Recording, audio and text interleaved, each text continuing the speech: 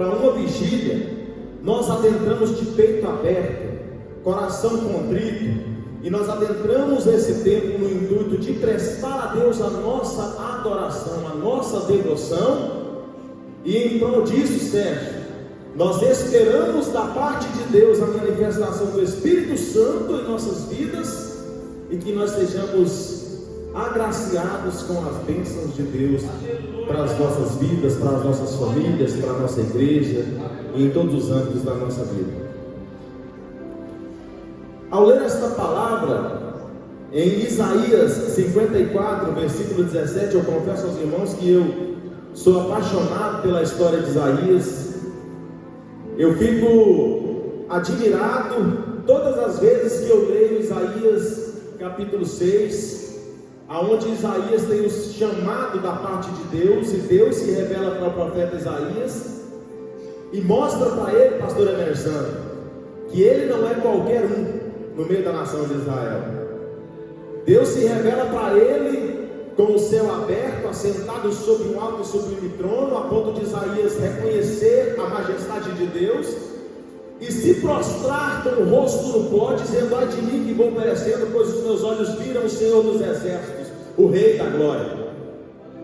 Nesse momento em particular na vida do profeta Isaías, nós vamos enxergar aqui um homem simples, um homem que era um homem natural, carnal muitas das vezes, se transformar em um homem espiritual e extremamente temente à voz de Deus. Isaías, ele escreve o capítulo de número 54, versículo 17, de acordo com os eruditos, estudiosos da palavra de Deus e pesquisadores do livro sagrado, as páginas originais, eles datam esse texto, escrito pelo próprio Isaías, por volta do ano 550 a.C. a 530 a.C. Nesse intervalo, Isaías então recebe da parte de Deus a mensagem, e ele se incumbe de transmitir esta mensagem ao povo e relatar em seus livros, em seu livro, para que hoje eu e você pudéssemos desfrutar da mensagem que Deus trouxe para o povo de Israel e também para as nossas vidas essa noite. Isaías, no tempo em que ele escreve esse livro, esse versículo, esse capítulo em particular, Isaías escreve em um dos períodos mais difíceis da sua vida. Quando nós observamos a história desse profeta messiânico, muito conhecido entre os cristãos, por falar da vinda do Messias, por demonstrar características da vinda de Jesus Cristo e profetizar acerca de Jesus, nós vamos ver aqui que o tempo em que Isaías escreve esse livro, Yuri, esse capítulo e esse versículo, Isaías encontrava-se em exílio babilônico. Ou seja, Nabucodonosor vai até Jerusalém, sitia Jerusalém, destrói o templo de Jerusalém, queima os portões de Jerusalém, derruba casas em Jerusalém, retira família, mulheres, homens e crianças e transportam em uma caminhada para a Babilônia, para que eles pudessem servir os babilônicos e fazer da Babilônia um grande império.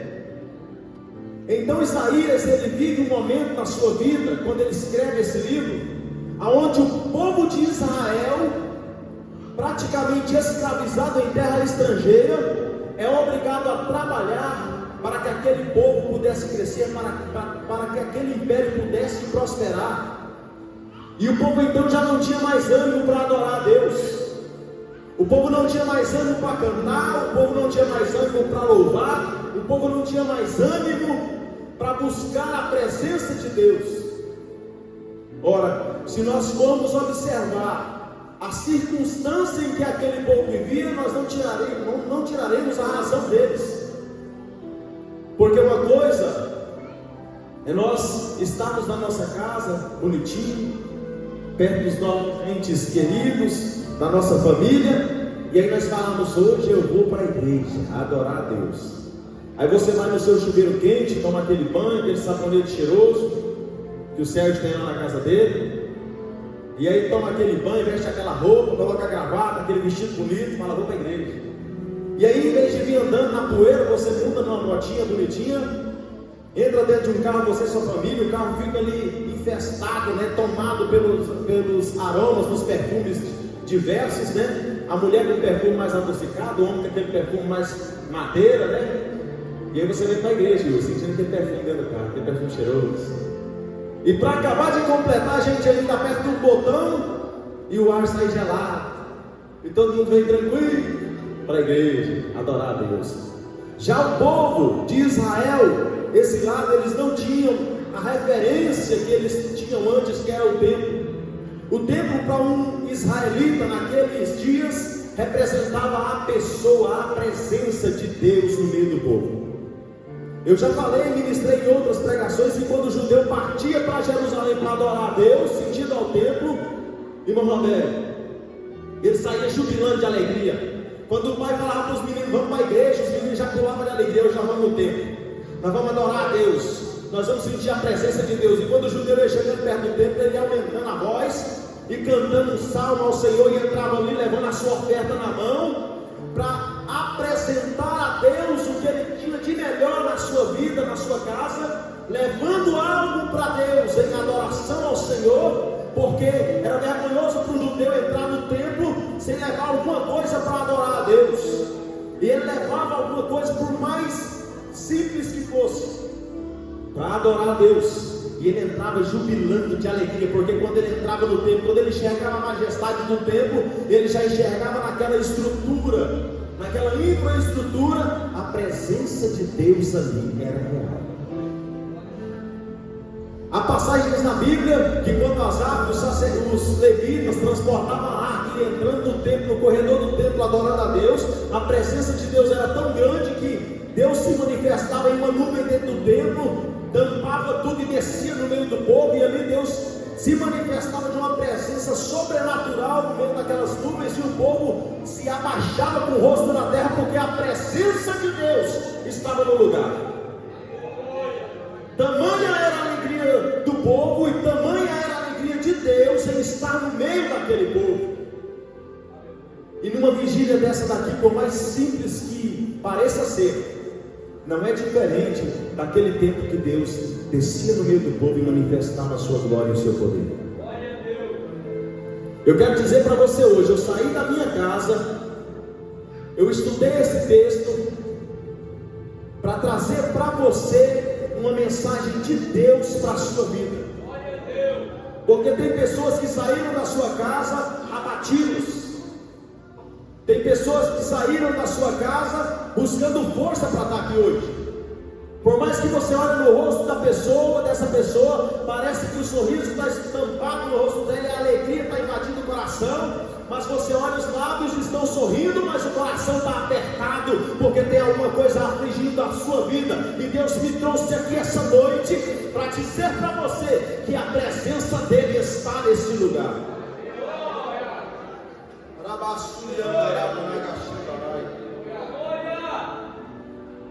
Isaías, ele então ministra a palavra de Deus no meio daquele povo, em um dos tempos mais difíceis da sua vida. Não tinha templo, porque o templo foi destruído, ele estava longe da sua terra, e ele encontra forças para adorar e transmitir o que Deus colocou na sua boca. Vai ter momentos que na sua vida vai ser difícil, talvez como está sendo, mas Deus vai tirar força da onde não tem, para que você possa transmitir a palavra de Deus, o recado de Deus ao coração de alguma pessoa. Às vezes mesmo sem falar nada, Deus irá te usar de uma forma sobrenatural, que quem estiver perto de você vai sentir a presença do Altíssimo na sua vida, e vai sentir a alegria do Espírito Santo jorrando dentro dele, e vai passar então a glorificar a Deus por causa do seu testemunho, da presença de Deus que há em ti. Lá no meu trabalho tem um caminho que eu saio da minha área de trabalho, que é o que nós trabalhamos no campo, e lá nós nos dirigimos de veículo até o prédio administrativo e até o refeitório. Então sempre quando eu estou trabalhando, todos os dias quando estou trabalhando, eu faço esse percurso umas 4, 5 vezes no dia, para tratar de assuntos administrativos e etc. Irmãos, e nesse período de seca que nós estamos passando, você está sentindo calor aí? Nesse período de seca, quando o sol está ali aos seus 40 graus, nós estamos sentindo ali a sensação térmica de 40 graus, 40 e poucos graus. Eu pego o veículo e me desloco do meu local de trabalho até o prédio administrativo. E na passagem que eu vou, tem uma mata que ainda está preservada, não foi ainda retirada dali. E eu fico olhando aquela vegetação seca, irmão Alberto, as folhas caídas no chão, as árvores derrubam as suas folhas para preservarem a seiva que ainda existe no seu caule, para passar o período da seca. E uma coisa me chamou a atenção essa semana, passando naquele lugar, Raquel, e observando, todas as vezes eu passo observando, e quando eu olho no meio daquela vegetação seca, um pequeno arvoredo, mais ou menos da espessura de um pedestal desse, mais ou menos na mesma altura, fino como ele, somente um caule subindo e 2 galhas se dispersando para os lados, e na ponta de uma galha, um buquê de flores frondoso, um buquê de flores lindo. Pensa num buquê bonito. E eu passo olhando, e ele fica por dias e até semanas lá com as flores expostas em meio à sequidão. E eu me perguntei: Deus, como que pode um arbusto fino e insignificante no meio de uma vegetação tão densa, no meio de uma sequidão devastadora, florescer da forma que ele está florescendo? Sem chuva, sem água, sem ninguém molhando, e ele ainda encontra forças dentro de si e floresce uma flor tão bonita dessa. Perguntei, parei a caminhonete, observei e perguntei para Deus. Sabe o que o Espírito Santo me falou? Mesmo que você se ache insignificante, mesmo que você pense que não tenha forças dentro de você, quando o Espírito Santo de Deus é na sua vida, você floresce, você frutifica, você dá frutos, você faz a diferença em meio à sequidão devastadora do deserto, e Deus se manifesta através de você, mesmo que as circunstâncias que te rodeiam digam ao contrário na sua vida. Deus fala: eu sou contigo e você vai florescer, porque eu sou o Deus que te sustenta em meio à escassez. Aleluia. Isaías, ele me ensina essa lição, porque no cenário adverso que Isaías vivia, Rafael, ele consegue encontrar forças aonde não tem, para representar a pessoa de Deus em meio ao povo desacreditado e desanimado, que Deus estaria com eles. É fácil dizer que Deus está contigo quando vai tudo bem na sua casa. É fácil dizer que Deus está contigo quando as coisas parecem estar maravilhosamente encaixadas nos seus devidos lugares e tudo flui naturalmente para o seu bem. É fácil demais. Mas falar que Deus está contigo quando você está passando pela prova, ajoelha diversas vezes, você vai para a igreja, ora, chora, se debulha em prantos de lágrimas e não ouve sequer um ruído da voz de Deus a seu favor. Aí não é fácil. Aí começam as dúvidas. O inimigo chega para você e diz: por que você está desse jeito? Por que você continua aí? Por que você está buscando um Deus que não te responde? Por que você está fazendo isso? Vai viver a sua vida, você que domina a sua vida. Mas aí nós vamos ver Isaías florescendo em meio ao deserto, Isaías dando fruto em meio ao deserto, Isaías olhando para a vastidão que estava cercando ele, dizendo: não, Deus é comigo e eu vou frutificar em nome do Senhor Jesus. Lá no Salmo 92, versículo 12 a versículo 14, nos fala que o justo florescerá como a palmeira e crescerá como o cedro do Líbano. Olha só o que o salmista fala: os que estão plantados na casa do Senhor florescerão nos átrios do Senhor. Aquele que está plantado florescerá nos átrios do Senhor nosso Deus. O que o salmista está falando aqui? Que se você estiver firme na presença de Deus, mesmo em condições adversas, vai sair força da onde você não vê, da onde você pensa que não tem, porque quem nos dá força é o Espírito Santo de Deus. Olha para o irmão do seu lado aí e fala para ele assim: você florescerá e dará fruto, mesmo em condições que você pensa que não sairá nada. Você pode dar uma glória a Deus? Aleluia, Deus! Diga comigo: toda ferramenta preparada, forjada, não prevalecerá contra ti. Quando nós falamos de ferramenta, nas guerras medievais, as ferramentas de luta que os guerreiros tinham naquele tempo, que o soldado tinha naquele tempo, todas eram feitas através do forjamento, da preparação do metal.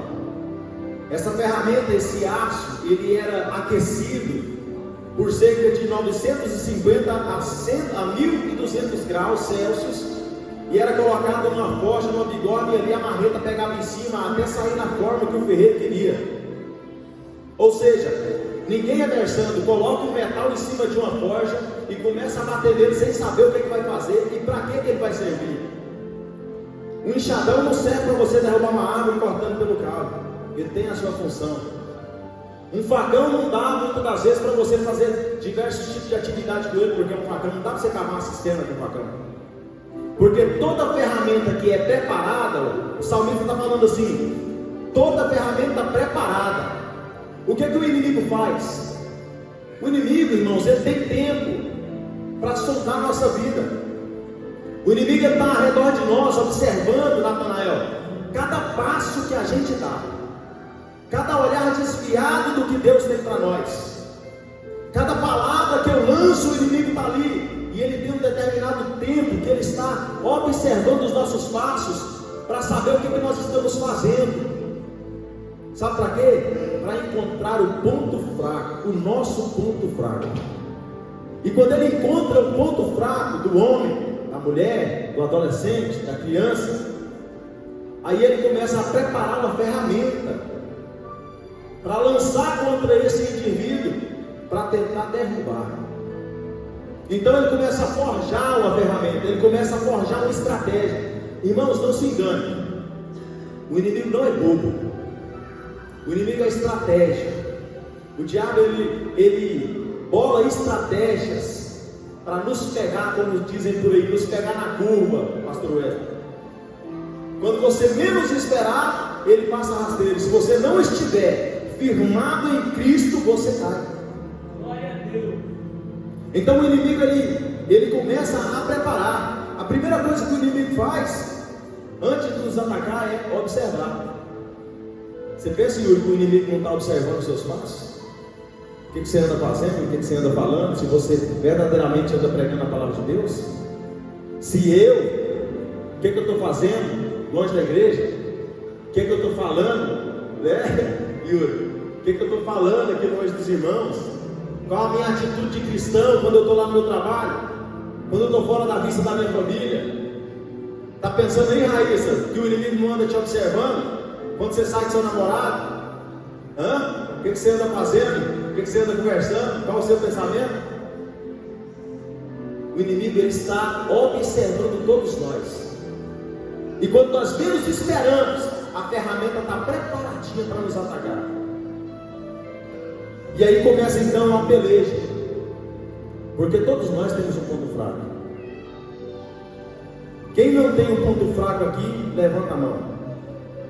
Todo mundo tem um ponto fraco. Eu tenho meus pontos fracos. O apóstolo Paulo fala em 2 Coríntios 12 que nas suas fraquezas ele encontra força em Cristo, pois o poder de Deus se aperfeiçoa na fraqueza. Por que o apóstolo fala assim? O apóstolo Paulo fala: e o poder de Deus se aperfeiçoa na minha fraqueza, porque é na minha fraqueza que eu entendo que eu sou insignificante. É na minha fraqueza que eu entendo que eu sou pó, sou cinza e sou extremamente dependente da presença de Deus na minha vida. Então o apóstolo Paulo ele deixa claro essa questão, que nós possamos reconhecer nossas fraquezas e buscar a força em Cristo Jesus, que morreu na cruz por nós. Quando o servo do Senhor ele está no átrio do Senhor e cumpre em sua vida o que está escrito lá no Salmo de número 91, capítulo 1: aquele que habita no esconderijo do Altíssimo, a sombra do Onipotente descansará. Direi do Senhor, Ele é o meu Deus, o meu refúgio, a minha fortaleza, e nele confiarei. Quando o salmista fala que o Senhor é o seu refúgio, o Senhor é a sua fortaleza, e nele ele confiará, o salmista está falando assim: eu estou extremamente dependente da presença de Deus. Crente que não tem presença de Deus na sua vida, na igreja ele é santo, lá fora ele é profano. Crente que não tem presença de Deus na sua vida, você olha no louvor dele, é aquele louvor vazio, até canta bonito, mas é um louvor vazio, não tem unção de Deus. Crente que não tem presença de Deus, ele até às vezes prega, mas ninguém sente, porque o Espírito Santo está lá de longe, querendo fazer parte, mas o vaso está sujo. E eu quero dizer para você: o Espírito Santo de Deus não habita em vaso sujo. O Espírito Santo de Deus não habita em pessoa profana. O Espírito Santo de Deus não compatibiliza com o pecador, um pecado. Para nós sermos usados por Deus, como Isaías foi usado por Deus, é necessário buscar a santificação. E não se engane, santificação não é tirar um dia de jejum apenas.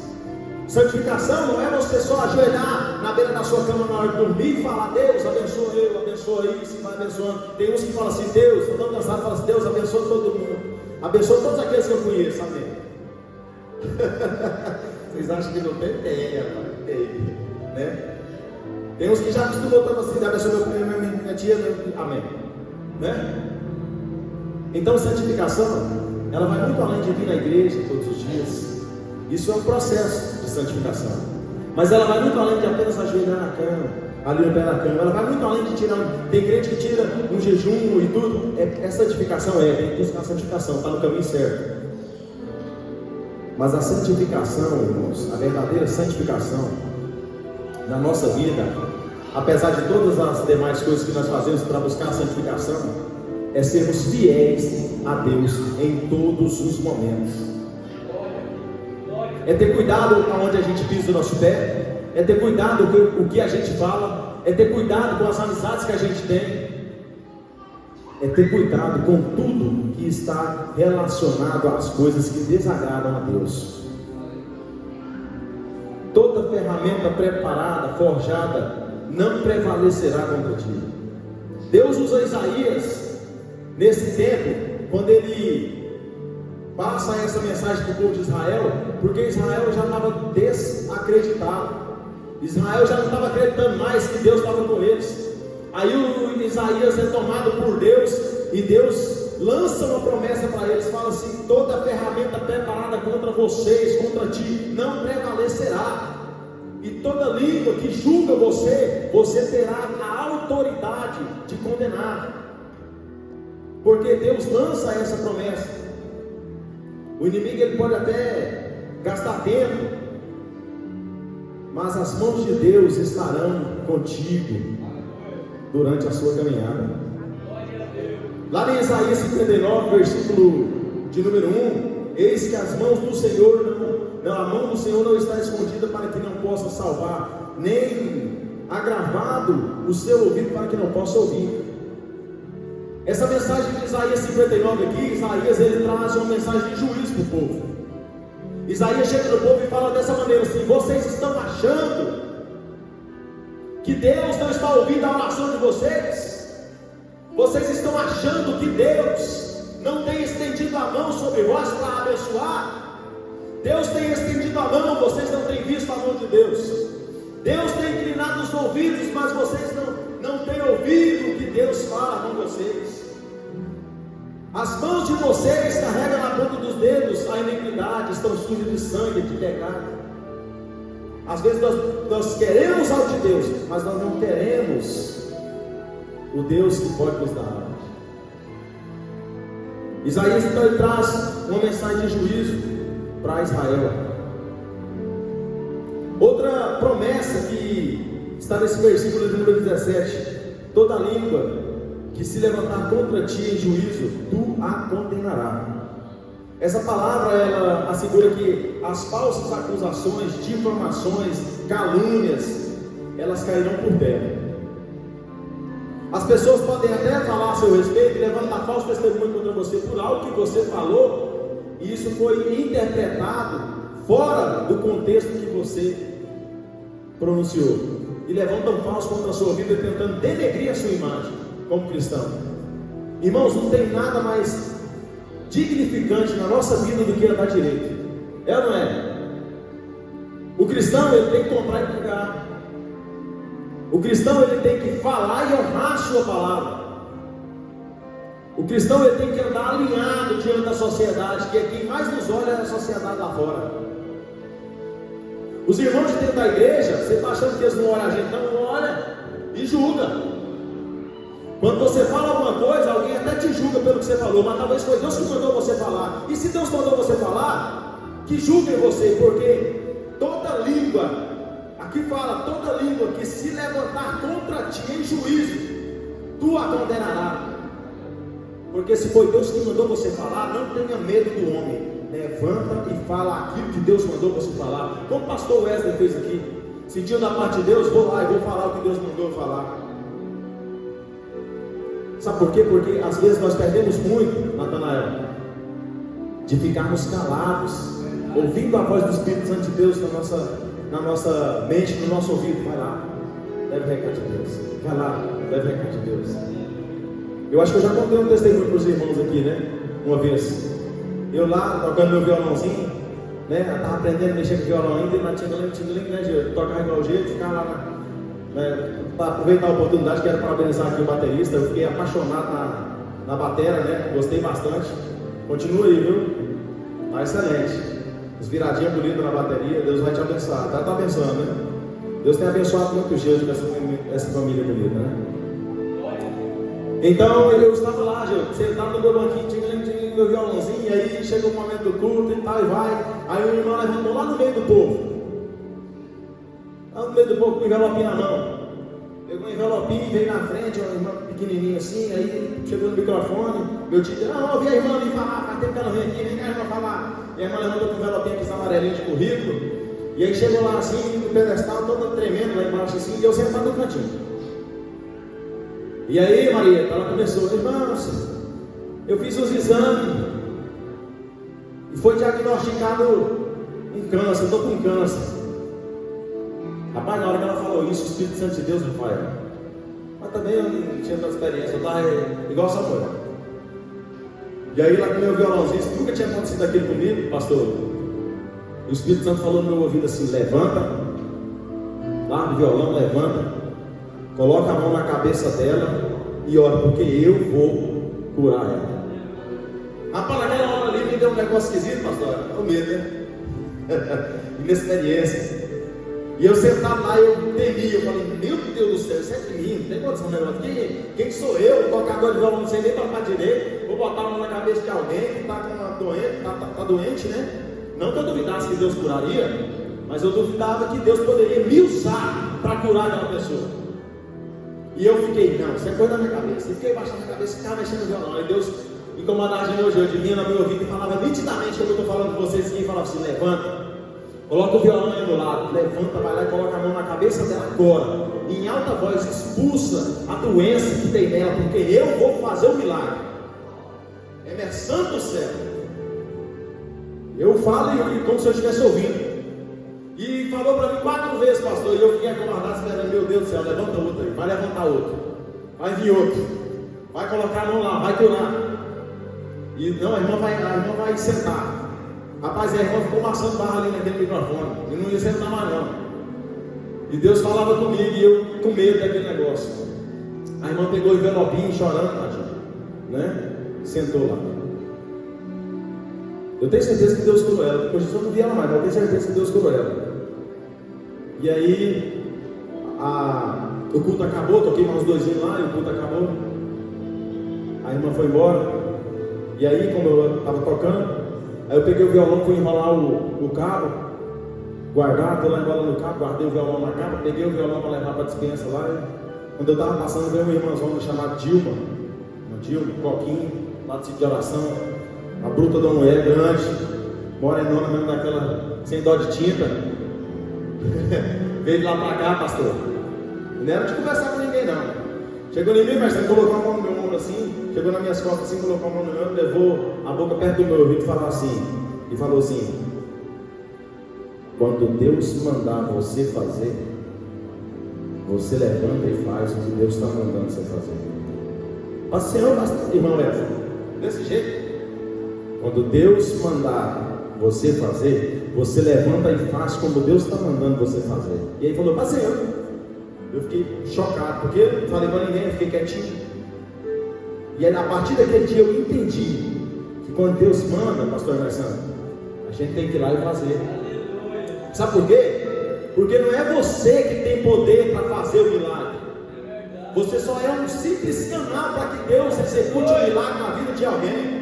E não importa a circunstância que você está hoje, o tamanho da sua fé, a forma com que você se enxerga. Talvez você se enxergue um arbusto, mas lá na ponta do arbusto tem a flor que Deus fornece para curar a vida de alguém. Você vai gerar fruto na vida de alguém. Você está entendendo o mistério aí? Deus te chamou para uma obra nessa terra. Então levanta e faz o que Deus está mandando você fazer, porque é de Deus. Toda língua que se levantar contra ti em juízo, tu a condenarás.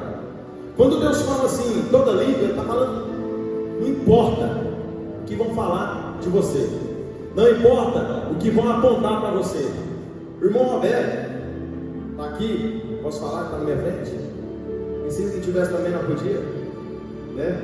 O irmão Roberto trabalha lá na McBroom. Ele é operador de máquina, excelente operador. Tenho o privilégio de trabalhar com ele algumas vezes. E, irmãos, preste atenção. O irmão Roberto, ele não perde um resquício de oportunidade de falar de Deus. Todo dia você trabalha na letra B, irmão Roberto? Acompanha a nossa letra lá. Todo dia eu tenho o privilégio de ouvir o irmão Roberto ler uma mensagem no rádio e falar de Deus. Todo dia, pastor. Ele entra na faixa do rádio. Meus irmãos, a paz do Senhor Jesus para todos vocês. E vai aqui a palavra de Deus e lê um salmo e fala assim: Deus abençoe você, a sua casa, a sua família, que você tenha um dia de trabalho abençoado em nome do Senhor Jesus. Aí o povo, amém, amém, amém, amém. Irmão Roberto entrou devagarinho. Muitas pessoas apontaram o dedo do irmão Roberto, talvez aí da ponta e falam assim: é inconveniente, ele tem que falar de Deus de rádio. Convidaram um dia em uma palestra lá na empresa, uma grande palestra na empresa de segurança. Aí alguém, depois da palestra, falou assim, eu estava lá, observando o movimento. Mas ele falou assim: tem alguém aí que quer falar alguma coisa? O irmão Roberto pulou lá no meio. Eu falei: agora vem a ripa no povo. Rapaz, ele pegou o microfone, ministrou uma palavra de Deus poderosa, eloquente. E eu estava dando glória a Deus. Não, onde eu estava? Glória a Deus. Abençoe o irmão Roberto. Usa ele para edificar a vida do povo. E o irmão Roberto arrochou a palavra de Deus. E depois disso ele juntou a palavra de Deus com segurança. Falou bonito para o povo, porque Deus honra o servo dele, onde é que ele anda, irmãos? Se Deus te mandar, levanta e faz o que Deus está te mandando. Olha para o irmão aí e fala assim: se Deus te mandar, levanta e faz o que Deus está te mandando. Se Deus mandar, Gabriel, levanta e faz o que Deus está mandando. Levanta e faz o que Deus está mandando. O Roberto não perde a oportunidade, ele vai lá e prega a palavra de Deus com poder. E hoje o Roberto é muito respeitado. Irmão Roberto não, irmão Roberto. Né? Deus abençoe, continua abençoando a sua vida, irmão Roberto. Você é um exemplo para nós. Então não importa o que falarem contra ti, vai cair por terra. Por quê, irmãos? Porque nós temos um Deus que está conosco. Nós temos um Deus que nos protege, protege a nossa casa, a nossa família. É um Deus que está conosco. O inimigo ele se levanta certa feita contra Daniel. Nós sabemos da história. Daniel adorando a Deus, quietinho no canto dele. Ele ia na sua casa, ajoelhava, adorava, abria as janelas e se virava por sentido a Jerusalém, ali na Babilônia, ainda exilado. E ele se abaixava e orava a Deus constantemente, periodicamente, incessantemente. Era costume de Daniel adorar a Deus. Eu estou longe da minha terra, estou longe do templo do meu Deus, da minha cidade natal, mas eu vou me inclinar, sentir da minha cidade natal, vou me ajoelhar e vou adorar o meu Deus. E Daniel ele fazia isso constantemente, a ponto de incomodar os príncipes, os senadores daquela cidade, a ponto de eles criarem uma lei de ser proibido adorar a Deus. Quem adorar a Deus vai parar na onde? Na cova dos leões. Pressionaram o rei assina o decreto ali por pressão, e eles acompanham Daniel, porque eles sabiam do costume do Daniel. Daniel, quando ele ficou sabendo da notícia, a primeira coisa que o Daniel fez, sabe o que foi? Não foi sair correndo para um e para outro, perguntando, desesperado, não. A primeira coisa que Daniel fez foi se dirigir para a sua casa, para orar ao Senhor. Sabe por quê? Porque crente, quando recebe notícia ruim, presta atenção, crente, quando recebe notícia ruim, ele não sai louco, desesperado, não. Por mais ruim que a notícia seja, ele pode até chorar, ele pode até ficar com o coração apertado, ele pode até se lamentar ali, mas ele não sai louco, desesperado, porque a força do crente está no Senhor. Ele vai para dentro do seu quarto, fecha a porta e ora a Deus, pedindo a provisão de Deus para a sua vida. Deus, traz provisão para mim, me dá uma solução, tem misericórdia de mim. O pastor Emerson, ele deu um problema na mão dele, né, Emerson? Estava aí sem saber o que era. Não viu o Emerson desesperado nenhuma vez. Pelo contrário, eu via com a Bíblia na mão, subindo aqui, pegando na mão da gente com a outra mão, uma mãozona inchada, parecendo um balão, sentando ali, levantando a mão toda raçadinha e adorando a Deus. A mão inchando, a ponto de talvez perder o membro, mas está na casa de Deus, adorando a Deus. Sabe o que é isso, rapaz? É fé, é persistência, é controle emocional. O que Deus faz? Encaminha ele para uma médica, a médica analisa o ferimento, a infecção, descobre, né? Saiu de lá aliviado, graças a Deus. Até nós ficamos mais tranquilos. Eu não vou mentir para os irmãos, eu estava preocupado com essa mão da Emerson. Porque já pensou, irmãos, uma enfermidade atacar você sem saber o que é na sua mão? Deus está no controle. Não preocupa não. Quando Deus está no controle da sua vida, é só você permanecer seguindo os passos de Deus e Ele vai dar a solução para você. A enfermidade que talvez te ataca, o problema talvez que está assolando a sua casa, confia no Deus que você serve, porque o Deus que você serve, Ele é poderoso para curar, para restaurar, para sarar, para amenizar. Então, Daniel ele é assolado ali, ele é acusado injustamente, e por causa do que Daniel fazia, que era adorar a Deus, ele é lançado na cova dos leões. E nós sabemos da história linda. Entrou na cova dos leões de cabeça erguida, lá dentro buscou a Deus. E aí nós vamos ver o que Deus faz. No dia seguinte, pela manhã, Daniel sai, o rei chama Daniel, ele responde, eles abrem a porta da cova, Daniel sai ileso, limpo, bonito. E aí Daniel sai para fora e fala: rei, o meu Deus, o meu Deus mandou anjos para me guardar dentro da cova dos leões. Passei a noite ali, mas passei acompanhado. Os leões ali talvez rugiam, querendo me tragar, mas Deus estava do meu lado. Passei a noite na escuridão, a porta fechada, só eu e os leões, eu não estava enxergando nada. Só sentia a presença do inimigo, do leão me rondando. Mas a presença do meu Deus, os anjos do meu Deus estavam comigo naquele lugar. Sabe o que é isso? É a presença de Deus na sua vida. Talvez você está passando um momento de cova dos leões, mas o Deus que tu serve está contigo. Está escuro, não está vendo nada, mas a presença de Deus vai contigo. Aleluia! Deus está contigo dentro da cova dos leões. Talvez não tenha um amigo, talvez não tenha um pai, talvez não tenha mãe, talvez não tenha um esposo lá perto. A cova dos leões que você está vivendo é só você e Deus que sabe. Está na escuridão, não consegue enxergar a luz no fim do túnel. Você olha para um lado e para o outro e fala: Deus, não tem solução, agora acabou para mim. Aí Deus fala: calma meu filho, calma minha filha, eu estou enviando anjos para te proteger nessa cova. No meio da escuridão tu não está sozinho, porque eu, Deus vivo, estou contigo nessa luta. Aleluia. Deus está contigo. Não precisa temer, não precisa ter medo, porque Deus está contigo nessa cova. Aleluia. Vai passar a noite na escuridão, vai passar sozinho nas tendas, olhando para um lado e para o outro sem enxergar, vai. Mas os anjos do Senhor, aleluia, estarão contigo. E quando a porta da cova se abrir, presta atenção no que eu vou falar para você aqui, porque é Deus que está falando. Quando essa cova se abrir, você vai sair de cabeça erguida cantando o hino da vitória. E você vai dizer: o meu Deus enviou anjos, e eu passei na cova dos leões e os anjos comigo.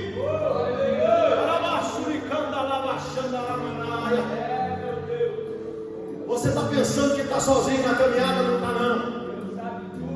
Você está pensando que as forças se acabou, que agora não vai dar mais? Não está não. Deus está contigo, Deus vai te dar força. A cova dos leões existe na nossa vida, mas é um momento passageiro. Porque às vezes sem a cova do leão na nossa vida, pastor Zezé, a gente não tem experiência para contar. Sem a cova dos leões na nossa vida, às vezes, pastor Alessandro, a gente não tem história para falar assim: eu passei a cova, mas quando eu saí, os anjos do Senhor saíram comigo, porque eles passaram a noite ali do meu lado. Aleluia. Deus te trouxe aqui essa noite para você sair daqui edificado e saber que você tem Deus, você tem um dono. Você não está sozinho, você não está sozinha. Você tem dono. Pessoas têm lançado contra a sua vida, tem.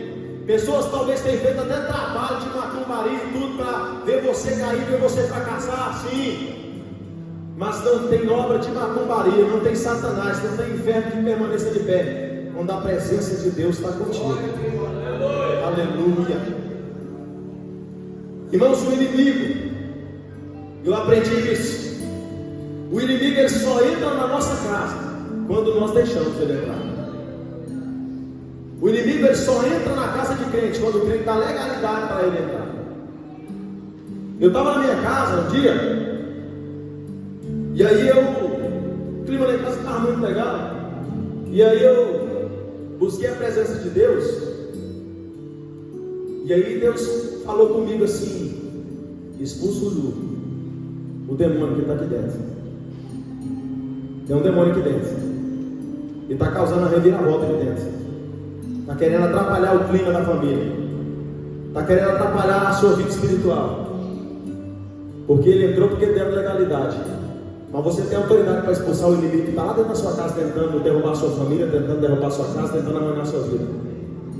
Naquele momento eu me ajoelhei e eu orei a Deus, orei ao Senhor e falei: Satanás, aqui dentro dessa casa você não tem legalidade para ficar, porque esta casa pertence ao servo do Deus Altíssimo. Aqui dentro dessa casa, os membros dessa casa são servos do Deus Altíssimo.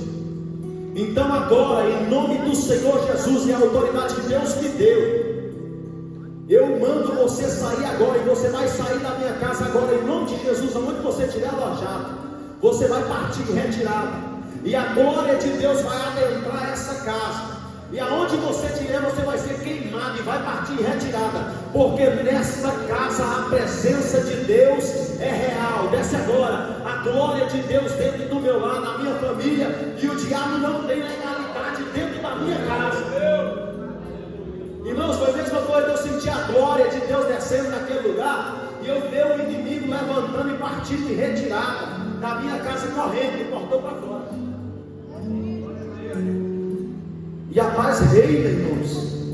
Você tira um fardo pesado, às vezes que você está até, talvez você nem está entendendo porque está daquele jeito, estressado e tudo, e tira aquele fardo das costas. O diabo ele entra dentro da casa da gente através de um filme diabólico, que parece às vezes até inocente. O diabo entra dentro da casa da gente através de palavrões. Quando você chega lá dentro da sua casa, eu tenho um testemunho de um ex-bruxo que eu peguei um pedacinho de assistir, e ele falou, e minha esposa até comentou comigo, ele falou assim: olha, tem muito cristão que não sabe, mas quando você chega um palavrão dentro da sua casa, desse palavrão, você chega um palavrão dentro da sua casa, você está dando legalidade. O diabo passa uma semana do seu lado, e é só são coisas desagradáveis dentro do seu lado. E aí você vai só falando palavrão. Eu conheço um crente que xinga tanto, ele fala que é crente, mas xinga tanto, e você olha para a pessoa e você fala: não xinga não, desse tanto não, mas xinga. Irmãos, o demônio, quando você começa a xingar, o demônio ele vai se apoderando das suas coisas. Você vai dando legalidade, o demônio vai nadando de braçada. Você vai tomar banho, o demônio está lá no banheiro, te olhando. Você sabe seu quarto para arrumar para vir para a igreja, ele está lá, e ele logo arruma uma desavença com alguém da casa, e começa aquele clima pesado dentro da sua casa e tal, e é o demônio. As coisas espirituais acontecem, por quê? Ferramentas preparadas contra nós, contra a nossa família, para derrubar a presença do Espírito Santo de Deus na nossa casa, na nossa vida. Então, não dê legalidade para o inimigo dentro da sua casa. Quando você chegar na sua casa, você ore ao Senhor, feche os seus olhos, feche o seu quarto lá, ora ao Senhor. Se você tiver sua família, junta todo mundo lá dentro e ora ao Senhor. Você que é sacerdote do seu lar, você que é diaconisa, levanta em alta voz um clamor ao Senhor, expulsando todo o maligno que está dentro da casa, para que todo maligno saia, enfermidade, tudo quanto é coisa ruim que deve que está lançando ali aquele clima desagradável, sai da sua casa. Sabe por quê? Deus te deu legalidade, Deus te deu a autoridade do Espírito Santo de Deus. Recebe a autoridade de Deus aí na sua casa para expulsar Satanás. Nós damos legalidade às vezes, mas quando nós estamos na presença de Deus, as coisas andam bem. Amém? E diz a palavra de Isaías que ferramentas preparadas não prevalecerão contra ti. Diz a palavra de Isaías aqui que toda língua contrária a você, que julga você injustamente, ela vai cair por terra. E aí Isaías ainda fala que esta é a herança do Senhor, usado por Deus como instrumento de Deus. Isaías abre a sua boca e Deus usa ele falando que esta é a herança dos servos do Senhor, e a sua justiça que vem de mim. Ali já não é Isaías falando mais não. Às vezes o profeta ele começava falando, profetizando ao povo uma palavra de juízo. Deus tomava ele ali e falava na boca dele, o povo como falou aqui. Deus usa você que fala na sua boca, para uma pessoa, para a sua família, para o seu lar. E Deus usou Isaías ali para falar essa palavra, e a sua justiça que vem de mim. Irmãos, o que é herança? Herança é quando você herda algo de alguém, não é? O Emerson perdeu o pai, não é isso? E herdou a terra, né? Foi ruim a perda do pai? Demais. Não tem nada nesse mundo que paga a falta do pai. Mas isso são coisas da vida. Eu vou perder meu pai um dia. Vou perder alguém, um ente querido da minha família. Talvez até eles me percam antes de eu perder eles, né? Mas quando ir, aí ficou aquela lembrança, uma herança, algo que era daquela pessoa e ficou para você. É uma herança, ele deixou para você. É seu por direito. Herança não é algo só que aquela pessoa te dá, é seu por direito. Então, isso que Deus fala para Israel, Deus fala para a nação de Israel, que toda ferramenta preparada não vai prevalecer, e toda língua que julga, que traz juízo, você condenará. Fala para Israel e fala para nós no nosso tempo. Então a herança que nós temos de Deus é essa autoridade da parte de Deus. Às vezes não precisa de você estar ligando para alguém. Tem vezes que é necessário. Eu que chamei o meu pastor para ir lá em casa orar, né, pastor? O pastor foi lá mais a Nilza, fez uma oração para nós. Eu senti bem da presença do meu pastor lá na minha casa, orou e foi bom, foi maravilhoso. Mas eu quero dizer para você que Deus também te deu autoridade para expulsar o mal. Deus te deu legalidade, autoridade para poder, em nome do Senhor Jesus, expulsar o mal da sua casa. E isso é uma herança que Deus deixou para nós, para os servos. Aí ele fala assim: esta é a herança. Herança de quem? De quem está no mundo? Não. Herança de quem? Do pecador que está pecando? Não. Do servo do Senhor. O que é servo? Em outras traduções mais originais fala escravo. O que o escravo faz? O escravo não faz o que ele quer. Fala, não. Ele faz o que Deus manda. O escravo faz o que o seu Senhor manda. Às vezes eu não quero estar naquele lugar e fazer aquilo ali, mas Deus fala assim: você vai, porque eu te enviei. E aí você vai e tem que fazer o que Deus está pedindo para você fazer. Às vezes a gente até não tem vontade de levantar e ir, mas quando Deus fala vai, aí a gente tem que dar uma respirada, levantar, pegar aquela força e fazer o que Deus está mandando.